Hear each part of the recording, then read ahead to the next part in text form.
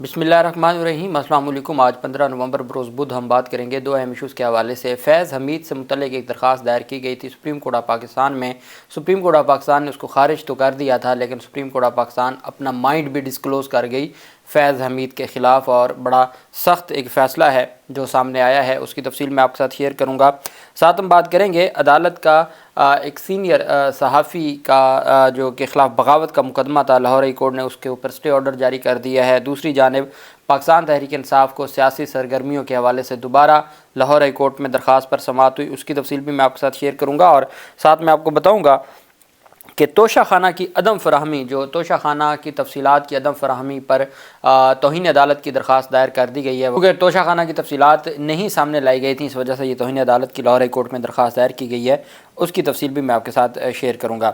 سب سے پہلے تو میں آپ کو بتاتا چلوں کہ سپریم کورٹ آف پاکستان کا ایک فیصلہ سامنے آیا ہے زبانی معاہدے کے حوالے سے، اورل ایگریمنٹ۔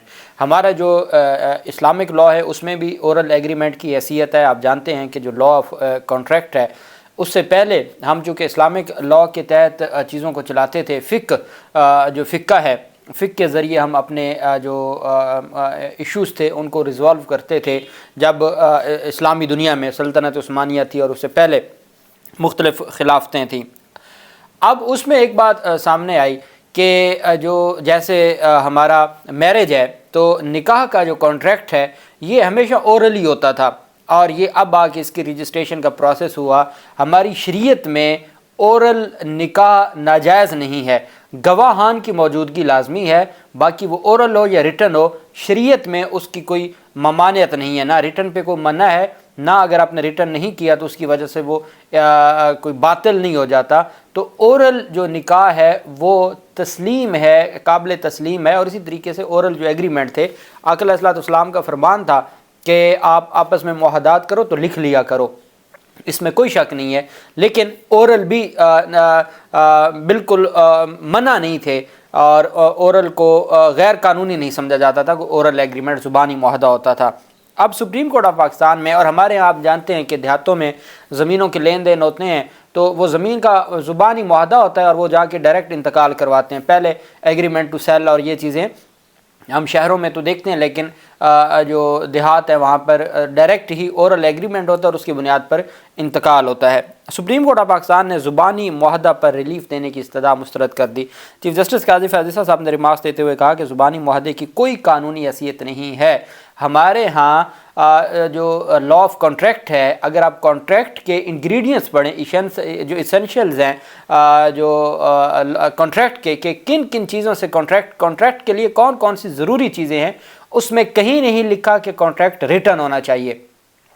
ہمارے لاء آف کانٹریکٹ جو 1872 کا ہے اس میں بھی نہیں لکھا ہوا کہ ریٹن ہونا ضروری ہے۔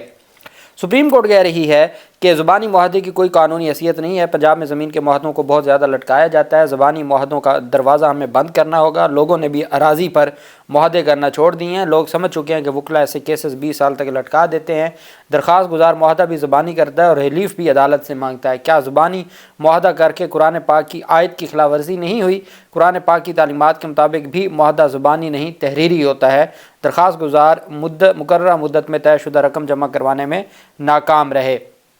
چیف جسٹس آف پاکستان کے 30 رکنی بینچ نے سماعت کی۔ 4 ایکڑ اراضی خریدنے کے لیے 152 ملین کا معاہدہ کیا تھا، لیکن وہ سارے کا سارا درخواست گزار 2 ماہ میں صرف 15 ملین جمع کروا چکا تھا 152 ملین میں سے، اور وہ کہتا ہے جی کہ زبانی معاہدہ تھا اور زبانی معاہدے میں میں یہ ساری کی ساری خرید چکا ہوں۔ اس میں کوئی شک نہیں ہے کہ اس وقت جو حالات ہیں آپ کو ضرور ریٹن ایگریمنٹ کرنا چاہیے۔ میں صرف ایک کویسچن آف لاء کی بات کر رہا ہوں کہ جب قاضی فیاض عیسیٰ صاحب قرآن پاک کا حوالہ دیں کہ جی کہ قرآن پاک کی تعلیمات کے مطابق معاہدہ صرف زبانی تحریری ہوتا ہے، زبانی نہیں، میرے خیال میں یہ تو اب جو اہل علم ہیں، جو اسلامک لاء کو جانتے ہیں یا فقہ کو جانتے ہیں، وہ اس پر بہتر ہماری رہنمائی کر سکتے ہیں، لیکن میرا جو ناقص عقل ہے بطور قانون کے طالب علم، جو کہ ہم نے بھی اسلامک لاء، اسلامک جورسپروڈنس پڑھی ہوتی ہے جب ہم لاء کر رہے ہوتے ہیں، تو میرے خیال میں یہ بات درست نہیں ہے۔ اور زبانی معاہدہ اگر گواہان کی موجودگی میں ہو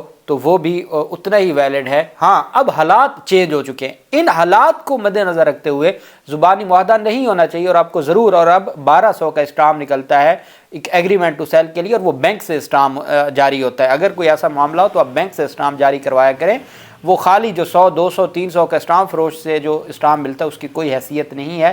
1200 کا اسٹامپ، اور وہ بھی بینک سے جاری کروا کے پھر اس کے اوپر ایگریمنٹ ٹو سیل جو اقرار نامہ معاہدہ بیع ہے، پھر جب وہ سیل ڈیڈ بنے گی تو پھر وہ اسٹامپ جو لگتے ہیں، جو فیس ہوتی ہے وہ اس کے مطابق ہوتا ہے۔ دوسری جانب جسٹس مظاہر علی اکبر نقوی کے خلاف چونکہ جو ان کے خلاف کارروائی ہے اس کی جلدی ہے، اور اسی وجہ سے اب جسٹس مظاہر نقوی کے خلاف سپریم جوڈیشل کونسل نے 20 نومبر کے لیے جو اجلاس طلب کر لیا ہے۔ میں آپ کو بتاتا چلوں کہ مخدوم علی خان صاحب کو وکیل مقرر کیا ہے مظاہر نقوی صاحب نے اپنے کیس میں۔ یہ پہلے قاضی فیاض صاحب کو بھی اپنی جو سروسز ہیں وہ دے چکے ہیں۔ سپریم جوڈیشل کونسل نے مظاہر نقوی کے خلاف ریفرنس دائر کرنے والے افراد کو بھی طلب کر لیا ہے۔ سپریم جوڈیشل کونسل اجلاس میں جسٹس مظاہر نقوی کو بھی جواب کا موقع دیا جائے گا۔ اجلاس میں مظاہر نقوی اور جسٹس سردار طارق کے خلاف شکایات کا جائزہ لیا جائے گا۔ اجلاس میں جسٹس مظاہر نقوی کے اعتراضات پر بھی غور کیا جائے گا۔ سپریم جوڈیشل کونسل نے جسٹس مظاہر نقوی کو شو کاز جاری کیا تھا، جس کا انہوں نے جواب جمع کروایا تھا، اور 3 ججز پر اعتراض اٹھاتے ہوئے ان کو الگ ہو جانے کا مطالبہ کیا تھا کہ ان جو تینوں شخصیات ان کو الگ ہو جانا چاہیے۔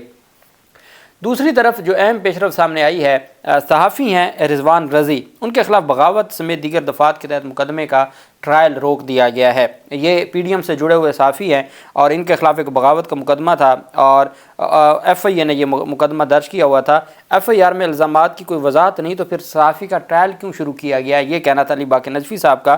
تو علی باقر نجفی صاحب نے کہا گیا، ایف آئی آر میں لکھا گیا کہ ٹویٹر پر مواد اپلوڈ کیا ہے، 4 سال بعد اب مقدمے کا ٹرائل شروع ہوا ہے، تو پتہ چلا کہ پروسیکیوشن نے ایک بھی ثبوت اکٹھا نہیں کیا، اس وجہ سے ہر صورت یہ مقدمہ خارج کیا جائے۔ اور پھر سپریم کورٹ آف پاکستان کا جو ابھی حالیہ فیصلہ ہے عماد یوسف کیس میں، جو اے آر وائی کے نائب صدر ہیں، شہباز گل کیس کے ساتھ جو عماد یوسف تھے، اور ان کا جو کیس اعجاز الحسن صاحب کی سربراہی میں بینچ تھا، اور مندو خیل صاحب نے وہ ججمنٹ لکھی، تو وہ جو صحافیوں کے حوالے سے اور سیاسی لوگوں کے حوالے سے اہم جو یہ پلی لی گئی تھی، اور یہ کہا گیا تھا کہ کسی بھی صورت میں سیاسی لوگوں کے خلاف بغاوت کے مقدمات نہیں ہونے چاہیے، صحافیوں کے خلاف نہیں ہونے چاہیے، تو اس بنیاد پر رضوان رضی کو لاہور ہائی کورٹ نے ریلیف دیتے ہوئے ان کے جو ٹرائل تھا اس پر سٹے آرڈر جاری کر دیا۔ پاکستان تحریک انصاف کو جو ریلیف ملا ہے، جسٹس علی باقر نجفی صاحب کی عدالت میں درخواست دائر کی گئی تھی کہ جناب ہم نے آپ سے آرڈر لیا تھا، اور آپ نے 19 نومبر کے لیے ہمیں کہا تھا کہ آپ کر سکتے ہیں، لیکن یہاں تو گرفتاریاں شروع ہو گئی ہیں، جلسے کا آپ نے کہا تھا۔ تو عدالت میں سماعت ہوئی، علی باقر نجفی صاحب نے زبیر کسانہ جو پاکستان تحریک انصاف کے وکلا ونگ کے صدر ہیں پنجاب کے، ان کی درخواست پر سماعت کی۔ دوران سماعت عدالت نے ڈپٹی کمشنر کو درخواستوں پر فیصلہ کرنے کی ہدایت کر دی۔ درخواست گزار زبیر کسانہ نے عدالت میں موقف پیش کیا کہ حافظ آباد، گجرانوالا، شیخوپورہ، ننکانہ صاحب اور نارووال کے ڈپٹی کمشنر کو درخواستیں دیں، لیکن کسی ڈپٹی کمشنر نے درخواستوں پر کوئی کارروائی نہیں کی۔ درخواست گزار نے عدالت سے استدعا کی کہ 5 اضلاع کے ڈپٹی کمشنرز کو درخواستیں منظور کرنے کی ہدایت جاری کی جائے۔ عدالت نے جسٹس علی باقر نجفی صاحب نے کہا کہ قانون اور آئین کے مطابق سیاسی سرگرمیاں کرنا ہر سیاسی جماعت کا حق ہے، اور یہ ڈپٹی کمشنر ایسے معاملات کو روک کے رکھ نہیں سکتے۔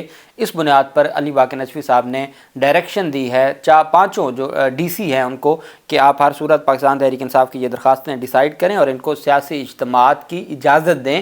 اور چونکہ زبیر کسانہ کی جانب سے مانگا ہی یہی گیا تھا، چونکہ پہلے پہل آپ کو ڈائریکشن لینی ہوتی ہے، اور پھر اگر وہ اس ڈائریکشن کے باوجود عمل درآمد نہیں کرتے یا آپ کو اجازت نہیں دیتے تو پھر آپ ہائی کورٹ سے رجوع کرتے ہیں۔ تو یہ پہلی درخواست ہے۔ جو پہلا جو فیصلہ ہے وہ 19 نومبر کا ہے، وہ آج بھی برقرار ہے، اور اس کی تیاریاں شاہدرہ کے جو پاکستان تحریک انصاف کے رہنما ہیں وہ کر رہے ہیں۔ یہ ان 5 اضلاع کی تھی، ان 5 اضلاع کا بھی عدالت نے کہا ہے کہ سیاسی اجتماعات ہر جماعت کا حق ہے آئین اور قانون کے دائرے میں رہتے ہوئے، اور اس صورت میں آپ ان کو روک نہیں سکتے، آپ ان کو منع نہیں کر سکتے۔ لاہور ہائی کورٹ نے ایک شہری کی جانب سے 1947 سے اب تک کی توشہ خانہ تفصیلات فراہم نہ کرنے پر توہین عدالت کی درخواست دائر کر دی۔ درخواست گزار منیر، آپ جانتے ہیں درخواست گزار منیر کا آج کل بہت ذکر ہے سپریم کورٹ آف پاکستان میں بھی، تو یہ اظہر صدیق ایڈوکیٹ صاحب کے کوئی ایسوسیٹ ہیں، اب تو انہوں نے خیر وہ LLB بھی کر لیا ہے اس درخواست گزار منیر نے، جس کے بارے میں ابصار عالم نے بتایا تھا۔ تو چونکہ انہی کی درخواست تھی اور توشہ خانہ کی 1947 سے لے کے 2022 تک تفصیلات پبلک کرنے کا حکم دیا گیا تھا، وہ پبلک نہ ہوئیں، کچھ نہ ہوئیں، اس پر توہین عدالت کی درخواست دائر کی گئی ہے۔ وفاقی cabinet secretary, chairman information commission اور سیکشن افسر کو فریق بنایا گیا۔ درخواست گزار نے موقف اپنایا کہ عدالتی حکم کے باوجود توشہ خانہ سے تحائف لینے والوں کی تفصیلات نہیں دی گئیں، عدالت متعلقہ افسران کے خلاف توہین عدالت کی کارروائی کرے۔ لاہور ہائی کورٹ نے درخواست گزار کے وکیل کو کہا ہے کہ آپ تیاری کر کے 16 نومبر کو اس کے اوپر کل آرگومنٹس کریں اور عدالت کو اسسٹ کریں اور عدالت کو بتائیں کہ ان کے خلاف توہین عدالت کی کارروائی کیسے چل سکتی ہے۔ پھر عدالت شو کاز نوٹس جاری کرے گی، چونکہ اظہر صدیق صاحب خود بیرون ملک ہیں کافی عرصہ سے، تو ان کے کوئی ایسوسیٹ ہی پیش ہوئے اور وہ پھر شاید اس طرح اسسٹ نہ کر سکیں وہ عدالت نے، اور عدالت نے ان کو مہلت دی کہ 16 نومبر تک عدالت میں تفصیلات دیں۔ سپریم کورٹ آف پاکستان نے فیض حمید کے خلاف کیس کی سماعت کا تحریری فیصلہ جاری کرتے ہوئے کہا ہے کہ فیض حمید پر سنجیدہ الزامات نظر انداز نہیں کیے جا سکتے۔ یہ وہ درخواست ہے جو ایک پرائیویٹ ہاؤسنگ سوسائٹی کے مالک نے ڈائریکٹ سپریم کورٹ میں دائر کی، جس پر رجسٹرار نے کوئی اعتراض بھی عائد نہیں کیا تھا۔ سابق ڈی جی ISI فیض حمید کے خلاف معیز احمد کی درخواست پر 8 نومبر کی سماعت کا تحریری فیصلہ جاری کرتے ہوئے سپریم کورٹ نے کہا کہ درخواست گزار نے ISI کے سابق عہدیدار فیض حمید پر سنگین الزامات عائد کیے ہیں۔ درخواست گزار کے مطابق ٹاپ سٹی پر قبضے کے لیے ان کو اور اہل خانوں کو اغوا کیا گیا۔ عدالتی فیصلے میں کہا گیا کہ جنرل فیض حمید پر درخواست گزار کے آفس اور گھر پر چھاپے کا الزام ہے۔ فیض حمید پر درخواست گزار کے گھر کا سامان اور سوسائٹی کا ریکارڈ چوری کرنے کا بھی الزام ہے۔ درخواست گزار کے وکیل نے کہا کہ سپریم کورٹ کے علاوہ کارروائی کے لیے کوئی متعلقہ فورم نہیں بنتا۔ سپریم کورٹ نے کہا کہ ایڈیشنل اٹارنی جنرل کے مطابق درخواست گزار وزارت دفاع سے رجوع کر سکتے ہیں۔ سپریم کورٹ نے آرٹیکل 184(3) کے معیار پر پورا نہ اترنے پر فیض حمید کے خلاف درخواست نمٹا دی۔ عدالت نے قرار دیا کہ درخواست گزار کے پاس وزارت دفاع سمیت دیگر دوسرے متعلقہ فورمز موجود ہیں۔ سپریم کورٹ کیس کے میرٹس کو چھیڑے بغیر یہ درخواستیں نمٹاتی ہے۔ حکم نامے میں کہا گیا کہ درخواست گزار اب نمٹانا اور پھر یہ پرائما فیشائے کہنا جی کہ ان کے خلاف الزامات تو بڑے سخت ہیں۔ حکم نامے میں کہا گیا کہ درخواست گزار کی جانب سے سنگین نوعیت کے الزامات لگایا گیا جو اگر ثابت ہوتا ہے تو مسلح افواج، ISI، رینجرز اور وفاقی حکومت کی ساکھ کو نقصان پہنچے گا۔ سنجیدہ الزامات ہونے کے باعث انہیں نظر انداز نہیں کیا جاتا۔ دائر کی گئی درخواست آرٹیکل 184(3) کی شق 3 کے مقابلے میں مختلف نوعیت کی ہے۔ عدالت عظمیٰ نے حکم نامے میں کہا کہ درخواست گزار کے پاس مختلف فورم موجود ہیں۔ سپریم کورٹ نے براہ راست 184(3) کا استعمال کیا تو دوسرے فریقین کے حقوق متاثر ہوں گے۔ درخواست گزار کے خدشات ہیں کہ اس کی درخواست پر وزارت دفاع کارروائی نہیں کرے گا۔ درخواست گزاروں نے جن پر الزامات اہم عہدوں پر فائز ہیں، حکم نامے کے مطابق ایڈیشنل اٹارنی جنرل نے یقین دہانی کروائی کہ شکایت کنندہ کی درخواست پر کارروائی کی جائے گی۔ ایڈیشنل اٹارنی جنرل کی وفاقی حکومت سے دیے گئے موقف پر شک کرنے کی کوئی وجہ نہیں ہے۔